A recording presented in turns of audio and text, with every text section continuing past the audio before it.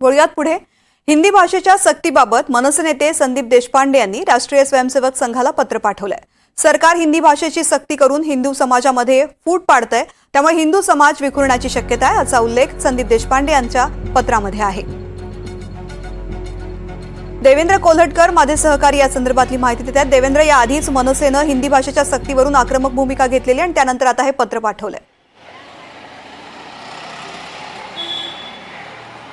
आपण बघतो की गेल्या काही दिवसापासून हिंदी भाषेच्या सक्तीचा विषय जो आहे तो राज्याच्या राजकारणात समाजकारणात चांगलाच गाजतो। त्यातच मनसेने या सगळ्या संदर्भात आक्रमक अशी भूमिका घेतलेली आहे। कुठल्याही पद्धतीने हिंदीची सक्ती जी आहे ती आम्ही खपवून घेणार नाही, अशा पद्धतीची भूमिका स्वतः मनसे अध्यक्ष राज ठाकरे यांनी स्पष्ट केलेली आहे।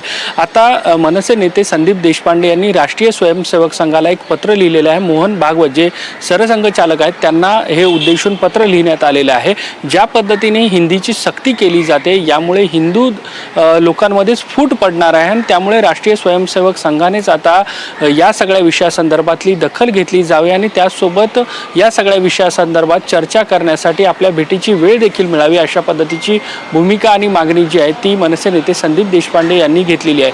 त्यामुळे आपण बघतोय की जे पत्र पाठवलेले आहे त्या पत्रात काही ऐतिहासिक संदर्भ देखील केलेले आहे की मराठ्यांनी संबंध भारतभर जे आहे ते राज्य केलं, मात्र कुठेही मराठी भाषा जी आहे ती त्या राज्यामध्ये सक्तीची त्यावेळेस देखील केली नव्हती आणि आता अशा पद्धतीची सक्ती करणं म्हणजे हिंदू धर्मात फूट पाडण्यासारखं आहे, अशा पद्धतीची भूमिका जी आहे ती मनसे नेते संदीप देशपांडे यांनी घेतलेली आहे आणि तशा पद्धतीचा उल्लेख त्यांनी पत्रात केलेला आहे। त्यामुळे हे पत्र जे आहे ते आता खुलं पत्र जे आहे ते मोहन भागवत यांना पाठवण्यात आलेलं आहे। आता यावरती काय प्रतिक्रिया उमटतात आहे हे पाहणं देखील महत्त्वाचं असेल।